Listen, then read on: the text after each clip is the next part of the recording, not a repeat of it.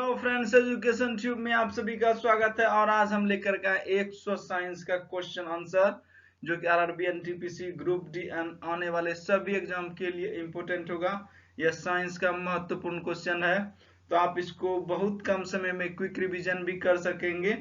तो चलिए स्टार्ट करते हैं इस वीडियो को, और इससे पहले आप हमारे चैनल को सब्सक्राइब कर लीजिए।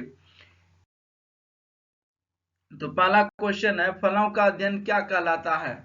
तो फलों का अध्ययन कहलाता है पोमोलॉजी। हवाई जहाज से यात्रा करते समय पैन से स्याही निकलने लगती है, इसका क्या कारण है? तो इसका कारण है कि वायुदाब में कमी के कारण पैन से स्याही निकलने लगती है। बर्फ के दो टुकड़ों को आपस में दबाने पर टुकड़े आपस में चिपक जाती है, क्योंकि दाब अधिक होने से बर्फ का गलना घट जाता है। इसकी वजह से बर्फ के टुकड़े आपस में चिपक जाते हैं। ऊंचाई वाली जगहों पर पानी 100 डिग्री सेल्सियस के नीचे के तापमान पर उबलता है, क्योंकि इसका कारण यह है कि वायुमंडलीय दाब कम होने से जल का उबलने का बिंदु नीचे आ जाता है, तो 90 डिग्री सेल्सियस पर भी पानी उबलने लगता है।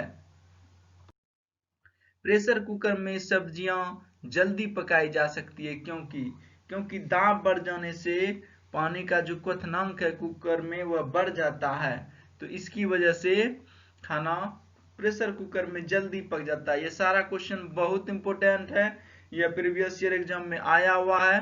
तो आई होप ये क्वेश्चन फिर से रिपीट होगा, क्योंकि एग्जाम्स का ट्रेंड कहीं ना कहीं कुछ बदल रहा है, लेकिन साइंस का क्वेश्चन वही कहीं ना कहीं रिपीट कर रहा है। तो आप बने रहिए हमारे साथ। वर्षा की बूंद गोलाकार होने का क्या कारण है? तो इसका कारण है पृष्ठ तनाव। पृष्ठ तनाव के कारण वर्षा की बूंद गोलाकार होती है। तेल दीप की बत्ती में तेल ऊपर चढ़ने का क्या कारण है?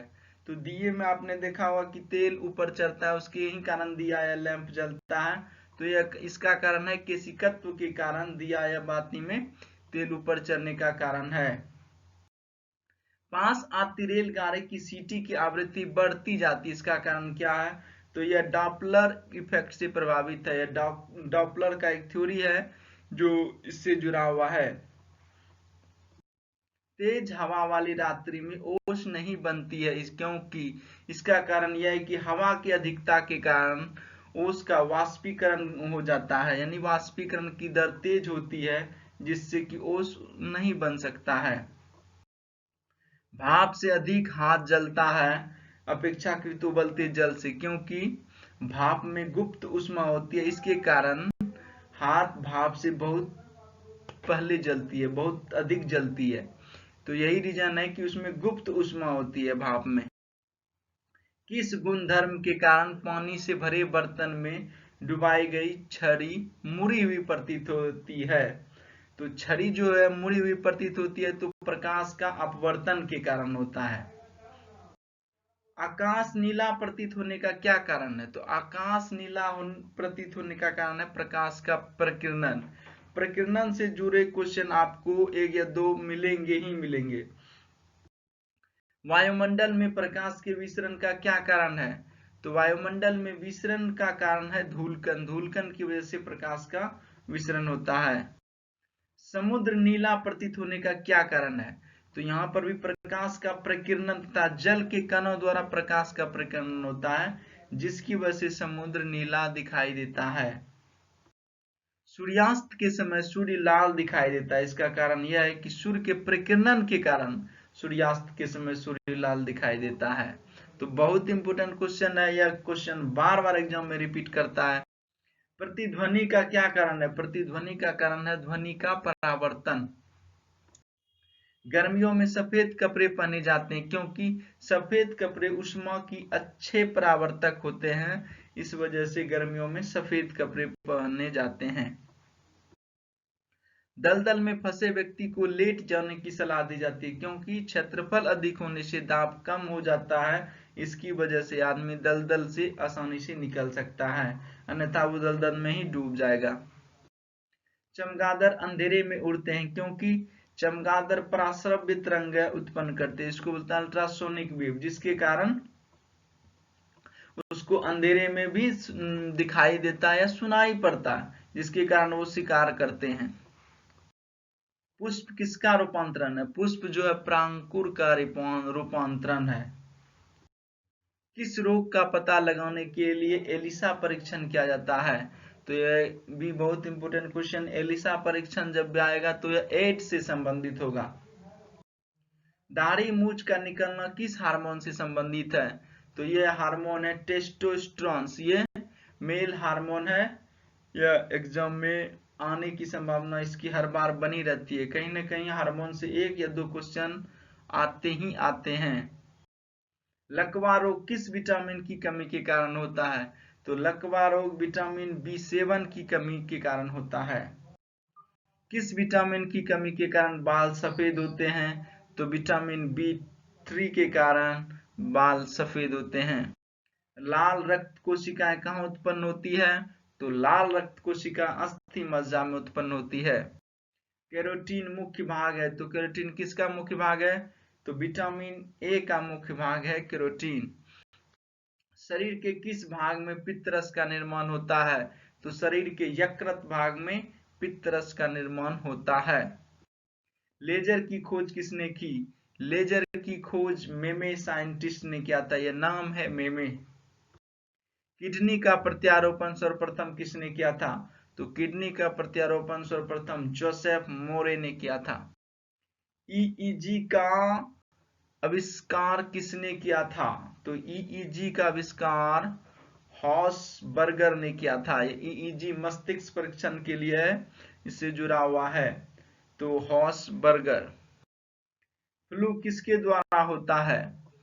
फ्लू विषाणु द्वारा होता है। मनुष्य मस्तिष्क का सबसे बड़ा भाग है। तो सेरिब्रम जो है मनुष्य मस्तिष्क का सबसे बड़ा भाग है। मांस, अंडा एवं दूध मुख्यतः स्रोत है। तो किसका स्रोत है? यह प्रोटीन का स्रोत है। मनुष्य के शरीर में कितनी पसलियां होती है? तो मनुष्य के शरीर में टोटल 24 पसलियां होती है। विश्व वन दिवस कब मनाया जाता है? विश्व वन दिवस 21 मार्च को मनाया जाता है। हृदय रोगियों को ज्यादा मात्रा में नहीं लेना चाहिए। तो क्या नहीं लेना चाहिए? तो वसा हृदय रोगियों को प्रचुर मात्रा में नहीं लेनी चाहिए। मनुष्य के जीवन काल में कितने दांत 2 बार विकसित होते हैं? तो 20 दांत मनुष्य के जीवन काल में दोबारा विकसित होते हैं। आप लोगों ने सुना होगा 32 दांत होते हैं, लेकिन 32 दांत तो टोटल होते नहीं एक्चुअल में, कभी किसी किसी को होते हैं, लेकिन 20 दांत जो है टूट करके फिर से होते हैं, तो दोबारा विकसित होते हैं। निषेचन की क्रिया कहां पर होती है? निषेचन की क्रिया अंडवाहिनी में होती है। मनुष्य के शरीर में सबसे ज्यादा मात्रा में पाए जाने वाला तत्व है, तो वो है ऑक्सीजन। जहरीले पदार्थ को क्या कहा जाता है? तो जहरीले पदार्थ को टॉक्सिन कहा जाता है। दूध में उपस्थित होता है, तो दूध में कैसीन उपस्थित होता है। मानव मूत्र में सामान्यतः किस विटामिन का उत्सर्जन होता है? तो विटामिन सी का उत्सर्जन मानव मूत्र में होता है। जब कोई व्यक्ति सोता है तो उसका रक्तचाप क्या होता है? तो उसका रक्तचाप घटता है। ऑक्सिन क्या है? ऑक्सिन एक प्रकार का हार्मोन है। कोशिका में ऊर्जा संचित रहती है। कहां पे रहती है? एटीपी के रूप में कोशिका में ऊर्जा संचित रहती है।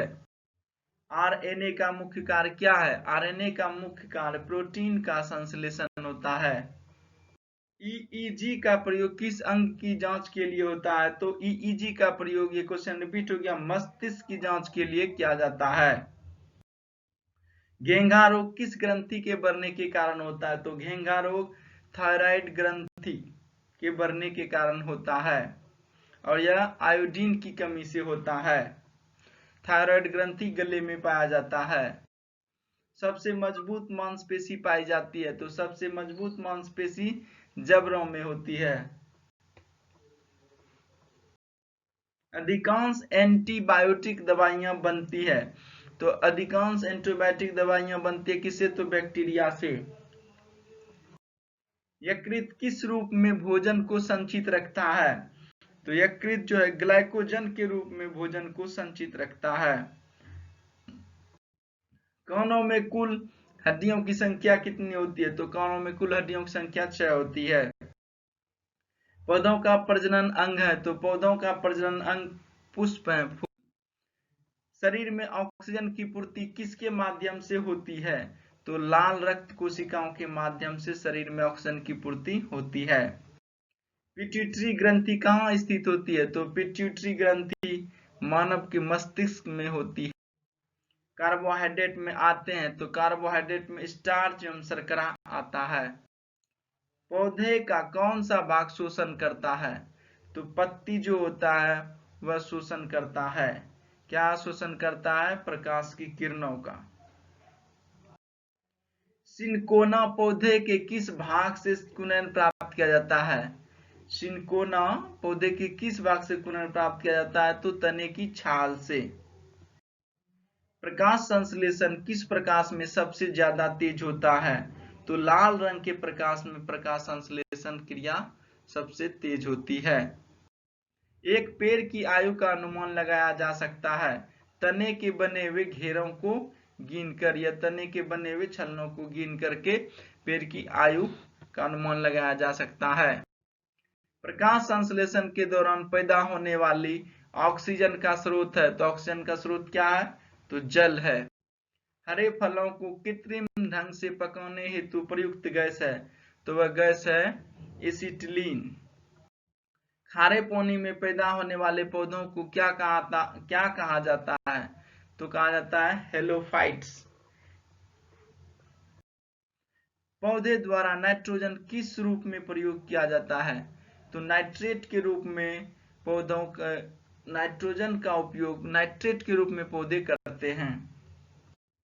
संसार का सबसे बड़ा फूल है, तो संसार का सबसे बड़ा फूल रेफलेशिया है।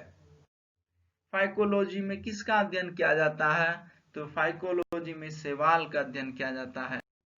फलों का अध्ययन क्या कहलाता है? तो फलों का अध्ययन पोमोलॉजी कहलाता है। प्रोटीन के सबसे अधिक स्रोत पाया जाता है, तो सबसे अधिक प्रोटीन जो पाया जाता है वह सोयाबीन में पाया जाता है। तारपीन का तेल किस वृक्ष से प्राप्त किया जाता है? तो यह वृक्ष का नाम है चीड़। अफीम पौधे के किस भाग से प्राप्त होती है? तो अफीम पौधे के फूल से प्राप्त किया जाता है। पौधों में वाष्पोत्सर्जन की क्रिया किस में होती है? तो वाष्पोत्सर्जन की क्रिया पत्ती में होती है। प्रकाश संश्लेषण होता है केवल दिन में होता है, प्रकाश की उपस्थिति में। प्रकृति वर्ण का सिद्धांत किसने प्रतिपादित किया? तो प्राकृतिक वर्ण का सिद्धांत डार्विन ने प्रतिपादित किया। पौधों में प्रकाश संश्लेषण की क्रिया कहाँ होती है? तो क्लोरोप्लास्ट में होती है। वन अनुसंधान संस्थान कहाँ स्थित है? तो देहरादून में वन अनुसंधान संस्थान स्थित है। भारतीय कृषि अनुसंधान संस्थान कहाँ स्थित है? तो नई दिल्ली में स्थित है। सबसे लंबा जीवित वृक्ष कौन सा है? तो वह है सिकोया। भारत में हरित क्रांति के जन्मदाता कौन है? तो वो है MS स्वामीनाथन। रेगिस्तान में पाई जाने वाली वनस्पति को क्या कहते हैं? तो कहते हैं जीरोफाइट्स। खरीफ के मौसम का समय है, तो जून से सितंबर जो है खरीफ के मौसम का समय है। विश्व में प्राकृतिक रबर का सबसे बड़ा उत्पादक देश है, तो वो है थाईलैंड। भारतीय दलहन अनुसंधान संस्थान कहाँ स्थित है? तो दलहन अनुसंधान कानपुर में स्थित है। फूल गोभी का खाने योग्य भाग है, तो वह है पुष्पक्रम। सबसे बड़ा पुष्प होते हैं, तो सबसे बड़ा पुष्प कौन सा है? तो रेफलेशिया। ट्विंकल रोग किस फल में होता है? ट्विंकल रोग नींबू में होता है। भारत का विश्व में गेहूं उत्पादन में कौन सा स्थान है? तो विश्व में द्वितीय स्थान है, प्रथम स्थान पे चाइना। हरित क्रांति के दौरान सबसे अधिक किस खाद्यान्न का उत्पादन बढ़ा? तो सबसे अधिक खाद्यान्न बढ़ा वो है गेहूं का। भारत में कपास उत्पादन में अग्रणी राज्य हैं, तो कपास सबसे ज्यादा गुजरात में उत्पन्न होता है। भारत में सबसे बड़ा रबर उत्पादक अग्रणी राज्य कौन सा है? तो वो राज्य है केरल। रेड डॉट रोग किस फसल का है? तो यह गन्ने का फसल का है। भारत में सर्वाधिक किस फसल का क्षेत्रफल है? तो भारत में सर्वाधिक धान का फसल का क्षेत्रफल है।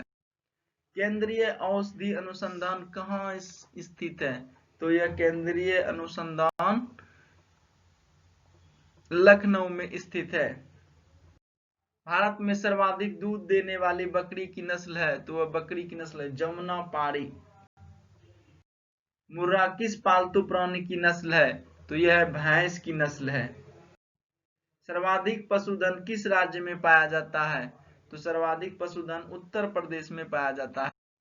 किसकी उपस्थिति के कारण दूध का रंग सफेद होता है? तो कैसीन की उपस्थिति के कारण दूध का रंग सफेद होता है। भारत में श्वेत क्रांति के जनक कहा जाता है? तो वर्गीज कुरियन को श्वेत क्रांति का जनक कहा जाता है। किसके दूध में वसा की मात्रा सर्वाधिक होती है? तो रेनडियर के दूध में सबसे अधिक वसा की मात्रा होती है। एपीकल्चर किससे संबंधित है? एपीकल्चर मधुमक्खी पालन से संबंधित है। लाल क्रांति किससे संबंधित है? तो मांस उत्पादन से लाल क्रांति संबंधित है।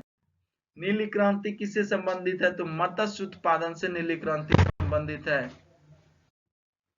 Thanks for watching. Like share and subscribe my channel. इस तरह के वीडियो मैं लेकर के आ रहा हूं, आप हमारे चैनल को सब्सक्राइब कर लीजिए। और हम daily 100 science, physics, chemistry, biology के क्वेश्चन लेकर के आ रहे हैं। तो आई होप आप लोगों को यह वीडियो पसंद आया होगा। Thanks for watching again.